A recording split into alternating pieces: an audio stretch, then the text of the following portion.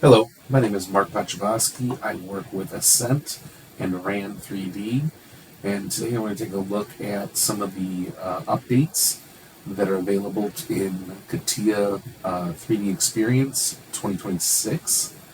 One very simple but useful tool is the ability to rename features within the tree. The old process used to be that you'd have to right click on something and go to Properties. Within properties, you have to go to the feature properties and rename the feature here. You can now do that by simply right clicking on the object that you want to rename, going to whatever the name of it is object, and saying edit names. So this edit names didn't exist before. And once that comes up, it just gives us a field where we can change, I can say top of bottle,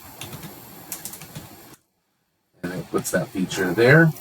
Come down here and be able to do something similar.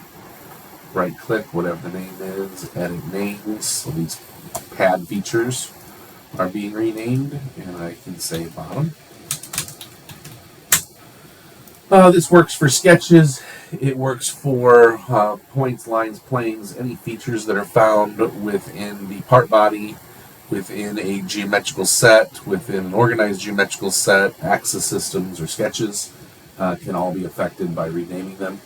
So if you come up here to the body itself, you won't find that rename feature. You still have to go to properties, and the title in this case will be available to be renamed. But if you're looking for features within the part, then you'll be able to use that rename function. Again, right click on it, go to whatever the name of it is object, and then go to edit names. Hope that helps.